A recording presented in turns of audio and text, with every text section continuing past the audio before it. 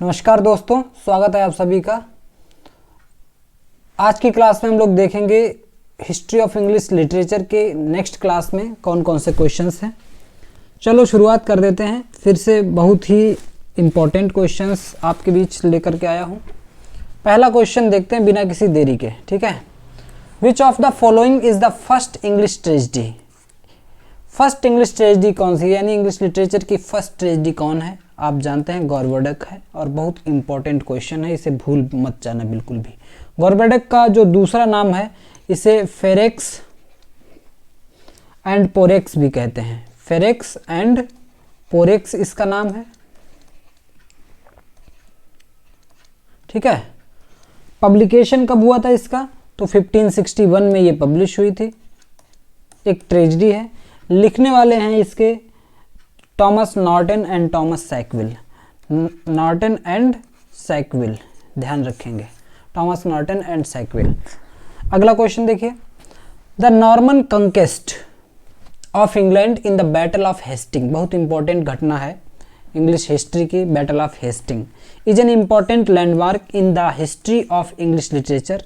It occurred in the year, किस year में battle of Hasting हुआ था?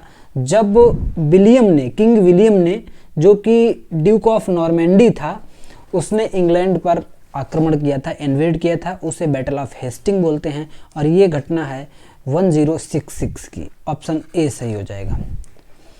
Who regarded as the first translator of Bible into English. Bible के translation बहुत सारे हुए हैं, लेकिन इंग्लिश में पहला ट्रांसलेशन करने वाला किसे माना जाता है? तो वो हैं जॉन बाइक्लिफ। जॉन बाइक्लिफ, ऑप्शन बी सही हो जाएगा। 14th सेंचुरी में ट्रांसलेशन हुआ था। William Caxton set up the first printing press of England in 1474। England में पहली प्रिंटिंग प्रेस 1475 में विलियम कॉक्सटन के द्वारा लगाई गई थी। तो ये जो है कहाँ पर थी, किस जगह पर? तो इसका सही आंसर है Westminster, option D, Westminster. What is the significance of the name War of Roses? बहुत इंपॉर्टेंट क्वेश्चन है। War of Roses के बारे में आपको डिटेल में समझना होगा। War of Roses का सिग्निफिकेंस क्या है, चलिए समझते हैं। England and France both had the same national flower the rose, ये ऑप्शन नहीं है। The war occurred in the session of roses, नहीं। The rival factions in the war were symbolised by red and white roses respectively, बिल्कुल सही बात है, option सी है। जो वॉर ऑफ रोजेज है ये दो रॉयल फैमिलीज के बीच के वॉर हैं और सिविल वॉर्स की एक सीरीज है। इंग्लैंड में वॉर ऑफ रोजेज जो चला था ये 1455 से लेकर के 1485 तक चला था, है ना। वॉर ऑफ रोजेज एक वॉर्स की सीरीज थी, यानी सिविल वॉर्स की ये सीरीज थी, और दो रॉयल फैमिलीज के बीच थी इंग्लैंड के थ्रोन को लेकर के, है ना। एक था हाउस ऑफ लैंकेस्टर और दूसरा था हाउस ऑफ यॉर्क। तो हाउस ऑफ लैंकेस्टर जो था, Lancaster, house of Lancaster red rose इनका सिंबल था, रेड रोज। और हाउस ऑफ यॉर्क वालों का जो सिंबल था वो था वाइट रोज, वाइट रोज, है ना। तो ये सिंबल थे इनके, इसीलिए इसे वॉर ऑफ रोजेस कहा जाता है, ठीक है ना। तो ये symbolised by red and white roses, ये बात ध्यान रखेंगे। The Spanish Armada, again next और बहुत ही इंपॉर्टेंट घटना है हिस्ट्री ऑफ इंग्लिश लिटरेचर की, was defeated in the year. Spanish Armada को हराया गया था, कब हराया गया था? तो सही आंसर इसका क्या हो जाएगा? 1588। 1588 में स्पेनिश आर्माडा को हराया गया था, ऑप्शन डी। नेक्स्ट है who has been referred to as the high priest of romanticism. किसे हाई प्रीस्ट ऑफ रोमांटिसिज्म कहा जाता है? तो हाई प्रीस्ट ऑफ रोमांटिसिज्म की बात करें तो कॉलरिज इसका आंसर होगा, कोई भी कंफ्यूज ना हो जरा सा भी, ठीक है ना। High priest of nature Wordsworth है, high priest of romanticism option D Coleridge. The movement of return to nature, प्रकृति की ओर लौटने का जो मूवमेंट था return to nature, has to do with romantic age. Romantic age में ही प्रकृति से संबंधित, नेचर से संबंधित ज़्यादा वर्क लिखे गए। और जो रोमांटिसिज्म है तो रोमांटिक एज का मतलब वही है कि जो नेचर से संबंधित चीज़ें वहाँ पर हुई, नेचर से संबंधित पोइट्री का जो रुझान था वो नेचर से जोड़ा गया है ना। विलियम वर्ड्सवर्थ, कॉलेरिज, साउदे इसमें बहुत इंपॉर्टेंट रोल प्ले किए। Option B. Who among the following writers has not won the Nobel prize, इसमें से आपको नोबेल प्राइज से रिलेटेड या जो लिटरेरी प्राइजेज हैं वहाँ से रिलेटेड भी क्वेश्चंस टीजीटी में पूछे जाते हैं, पीजीटी में भी पूछे जाते हैं। तो इसमें से किसे नोबेल प्राइज नहीं मिला था? टीएस इलियट को नोबेल प्राइज मिला, विलियम फॉकनर को मिला, अर्नेस्ट हेमिंग्वे को मिला और मुल्कराज आनंद को नोबेल प्राइज नहीं मिला था। टीएस इलियट को 1948 में मिला था। विलियम फॉकनर अमेरिकन राइटर हैं तो इन्हें 1950 में मिला, और Ernest Hemingway again American writer हैं, इन्हें 1954 में मिला, है ना। तो इन तीनों लोगों को नोबेल प्राइज मिला था, लेकिन मुल्कराज आनंद जो कि इंडियन राइटर थे, इन्हें नोबेल प्राइज नहीं मिल पाया था। Period between 700 and 745 in English literature is called Augustan age. Augustan age कहा जाता है 1700 से 1745 तक का जो टाइम पीरियड है, इसे ऑगस्टन एज के नाम से जाना जाता है। इसके लिए दूसरा नाम क्या यूज होता है आप लोग कमेंट बॉक्स में बताएंगे, ठीक है। और इस एज में, ऑगस्टन एज में, दो राइटर्स हैं जो बहुत इंपॉर्टेंट हैं, जोनाथन स्विफ्ट और अलेक्जेंडर पोप, है ना। तो ये बात भी ध्यान रखेंगे, ऑगस्टन एज के दो writer. Who is the author of Robinson Crusoe? Robinson Crusoe के जो राइटर हैं वो कौन है आपको बताना है। रॉबिन्सन क्रूसो किसने लिखा है? तो सही ऑप्शन है इसमें Daniel Dafoe. Daniel Dafoe writer हैं रॉबिन्सन क्रूसो के, और ये एक नॉवेल है जो कि 1719 में पब्लिश हुआ था। 1719 में पहली बार पब्लिश हुआ था, ठीक है। अगला क्वेश्चन देखिए,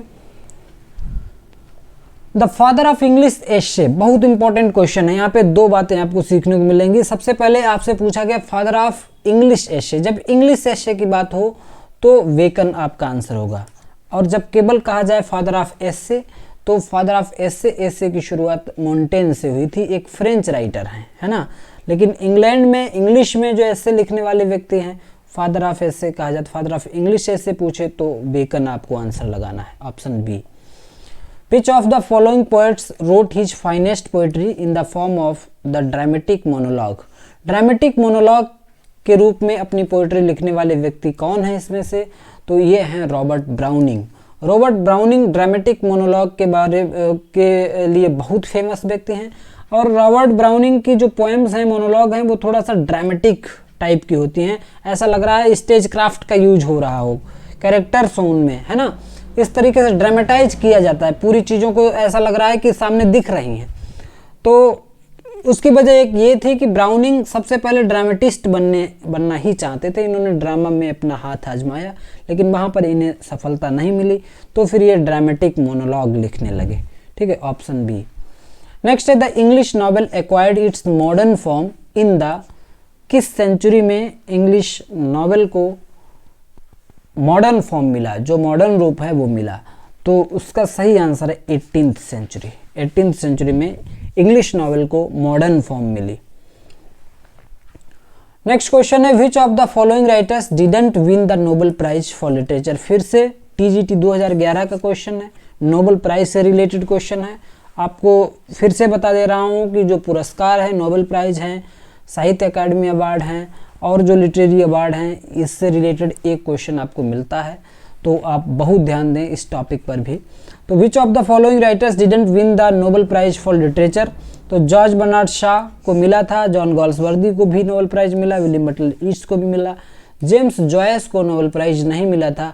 यही आपका ऑप्शन है, ऑप्शन डी, ठीक है। जेम्स जॉयस को नोबेल प्राइज नहीं मिल पाया था। जॉर्ज बर्नार्ड शॉ को 1925 में नोबेल प्राइज मिला, जॉन गॉल्सवर्दी को 1932 में मिला, और विलियम बटलर ईट्स को यानी WB ईट्स को 1923 में मिला, ठीक है। तो ये डेट आप याद रखेंगे। जॉर्ज बर्नार्ड शॉ को 1925, गॉल्सवर्दी को 1932, विलियम बटलर ईट्स को 1923। होरेस वॉलपोल एक नॉवलिस्ट हैं, and Ann Radcliffe are known as the authors of, ये दोनों लोग कैसे नॉवेल्स लिखते थे आपसे पूछा जा रहा है। तो ये गोथिक नॉवेल्स लिखते थे। गोथिक नॉवेल्स का मतलब जिसमें डरावने सीन होते हैं, खंडहर किलों में इनकी सेटिंग होती है, और डरावने जो घोस्ट वाले हैं ना, भूत वाले और इस टाइप के सीन होते हैं, है ना, हॉरर मूवी के टाइप के समझ लीजिए इन्हें गोथिक नॉवेल्स होते हैं। Option B. तो होरेस वॉलपोल और एन रेडक्लिफ ऐसे नॉवेल्स लिखते थे। बिल्डंग्स रोमन नॉवेल कैसे नॉवेल होते हैं? बिल्डंग्स रोमन के बारे में मैं बता चुका हूँ पिछले क्वेश्चंस में, आप लोग कमेंट बॉक्स में लिखें बिल्डंग्स रोमन नॉवेल कौन से नॉवेल होते हैं। अगला क्वेश्चन है cavalier poets supported. Cavalier poets supported Charles first in the civil war. England में जब सिविल वार हुआ तो वहाँ पर जो चार्ल्स फर्स्ट को सपोर्ट करने वाले कुछ कवि थे, कुछ पोएट्स थे, उन्हें कैवलियर पोएट्स कहा गया, है ना। तो इन्होंने चार्ल्स फर्स्ट को यानी थ्रोन को सपोर्ट किया था, कैवलियर पोएट्स कहे गए। Epithalamion. Epithalamion is a poem written to celebrate. Epithalamion एक पोएम है जो कि सेलिब्रेट, मैरिज को सेलिब्रेट करने के लिए लिखी गई। एपिथैलेमियन एक पोएम है जो कि मैरिज को सेलिब्रेट करने के लिए लिखी गई, है ना। एडमंड स्पेंसर की पोएम है, इन्होंने अपनी शादी में ये पोएम लिखी थी ब्राइड को डेडिकेट करने के लिए। ऑप्शन बी सही है, epithalamion. In Greek mythology Aphrodite is the goddess of. Aphrodite किसकी देवी हैं? तो Aphrodite is goddess of love and beauty and pleasure, ठीक है। तो सही ऑप्शन हो जाएगा ऑप्शन सी। ग्रीक मिथोलॉजी की बात है, ध्यान रखेंगे। Option C. Sir Thomas More the author of Utopia. Utopia के लेखक हैं। बिलोंग्ड टू, ये एक इंग्लिश राइटर थे, तो इंग्लैंड से बिलोंग करते थे, है ना। एक इंग्लिश राइटर हैं सर टॉमस मोर। यूटोपिया इनका इंपॉर्टेंट वर्क है। अगला क्वेश्चन, द डिवाइन कॉमेडी जिसे डांटे ने लिखा है। The Divine comedy narrates Dante's journey from hell to paradise. मैंने कल की क्लास में ही बताया था, डांटे की जो डिवाइन कॉमेडी है इसे डिवाइनिया कॉमेडिया भी कहते हैं। इसमें 3 कैंटिकास हैं। डिवाइन कॉमेडी में 3 कैंटिकास हैं, 3 कैंटिकास। नंबर 1 है हेल, और दूसरे पर आती है परगेटरी, और तीसरी कैंटिकास जो है उसमें पैराडाइज की बात होती है ना। तो इन तीनों में 33 और 33 इतने कैंटोस हैं। एक कैंटिका में 33 कैंटोस हैं, है ना। इस बात को ध्यान रखेंगे। तो divine comedy narrates Dante journey from hell to paradise, from hell to paradise, ठीक है, ध्यान रखेंगे इस बात को। ऑप्शन ए सही है। इन the war of roses, roses stand for, जो वॉर ऑफ रोजेस था जो कि 30 इयर्स तक चला, लगभग एक सीरीज थी वॉर्स की, 2 फैमिलीज के बीच के युद्ध थे ये, जो आपका हाउस ऑफ लैंकेस्टर और हाउस ऑफ यॉर्क्स। तो वहाँ पर रोज किसे स्टैंड करते हैं? Roses stands for houses. तो ये हाउसेस के उनके अपने सिंबल थे, है ना। तो roses stands for houses. DSSB का क्वेश्चन है, ऑप्शन सी हो जाएगा इसका सही answer. The phrase morning star of renaissance refers to. Morning star of renaissance किसके लिए बात कही गई है? तो ये जो मॉर्निंग स्टार ऑफ रेनेसा बात की गई है, ये जोफ्री चासर के लिए बात है ना। जोफ्री चासर के लिए morning star of renaissance phrase का यूज किया गया है ना। ऑप्शन बी सही हो जाएगा। Who among the following writers is known as the queen of crime. किस राइटर को क्वीन ऑफ क्राइम कहा जाता है? Agatha Christie. ऑप्शन बी सही आंसर है। अगाथा क्रिस्टी एक ऐसी राइटर हैं जो कि इन्हें क्वीन ऑफ क्राइम कहा जाता है, क्योंकि इनके जो नॉवेल्स होते हैं, इनके जो वर्क हैं, सभी में बहुत ज़्यादा क्राइम और इस टाइप की घटनाएं दिखाई गई, इसीलिए इन्हें क्वीन ऑफ क्राइम कहा जाता है। Option B. Who among the following is a writer of historical romances. Historical romances के राइटर कौन है इसमें से? तो हिस्टोरिकल रोमांस कौन लिखते हैं? वॉल्टर स्कॉट सही आंसर है। Walter Scott is known for historical romances. Option C answer है। नेक्स्ट और important question, French writer who influenced Francis Bacon is. कौन सा ऐसे फ्रेंच राइटर है जिसने फ्रांसिस बेकन को इंस्पायर किया, यानी फ्रांसिस बेकन को इंस्पिरेशन मिला, फ्रांसिस बेकन पर प्रभाव पड़ा, तो मोंटेन थे, है ना। मोंटेन जो कि फादर ऑफ एसे कहे जाते हैं, इनका बहुत बड़ा प्रभाव था फ्रांसिस बेकन पर। तो फ्रांसिस बेकन इंग्लिश एसेज लिखते हैं, तो फादर ऑफ इंग्लिश एसे बोले तो फ्रांसिस बेकन, है ना। और वैसे तो मोंटेन से प्रभावित थे फ्रांसिस बेकन, ये बात ध्यान रखेंगे। Lowell says this for whom he found English a dialect and left it a language. लैब्स ने ये किसके बारे में कहा था, तो ये जेफरी चासर के बारे में बात थी। इन्होंने कहा कि चासर को जो इंग्लिश जब मिली थी तो वो एक केवल डायलेक्ट थी, एक बोली थी, लेकिन चासर ने जब इंग्लिश को छोड़ा उस समय इन्होंने इंग्लिश को एक लैंग्वेज बना दिया था, है ना। तो ये बात बिल्कुल सही भी है, ऑप्शन डी। इसीलिए चासर को इंग्लिश का फादर कहा जाता है ना, father of English poetry, option D सही है, Chaucer. Arnold wrote with him is born our real poetry. Matthew Arnold ने किसके बारे में कहा था कि with him born our real poetry, उन्हीं के साथ हमारी जो ओरिजिनल पोएट्री है, हमारी जो रियल पोएट्री है, उसका जन्म हुआ।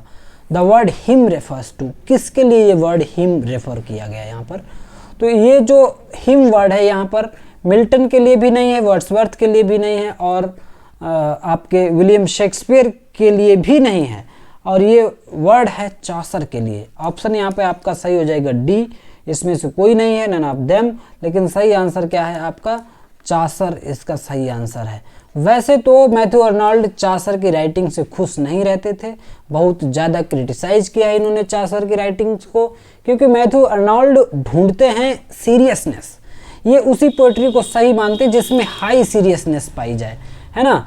हाई सीरियसनेस जिस पोएट्री में होती है तो उसी को ये सही मानेंगे, और ये बताते हैं कि जो चासर की पोएट्री है that lakhs high seriousness, Chaucer की पोएट्री में हाई सीरियसनेस नहीं है, इसलिए अर्नोल्ड ने चासर को बहुत ज़्यादा क्रिटिसाइज किया, लेकिन फिर भी इन्होंने उनकी तारीफ की और कहा with him is born our real poetry, और उन्हीं के द्वारा ये मानते हैं जो रियल पोएट्री की शुरुआत हुई ये चासर के द्वारा ही हुई, ऑप्शन डी। तो आप समझ गए होंगे अर्नोल्ड का व्यू क्या था चासर को लेकर।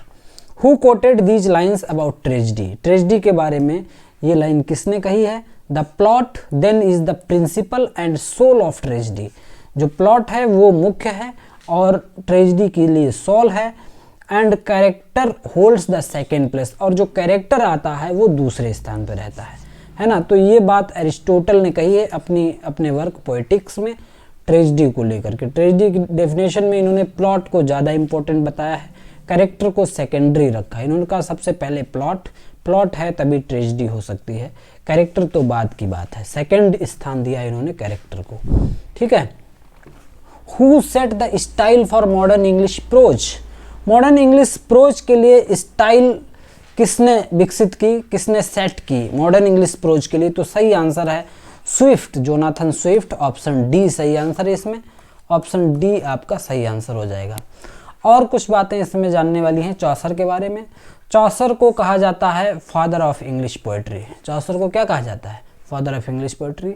Lamb is called the father of English personal essays, Charles Lamb को father of English personal essays का फादर लैम्ब को कहा जाता है।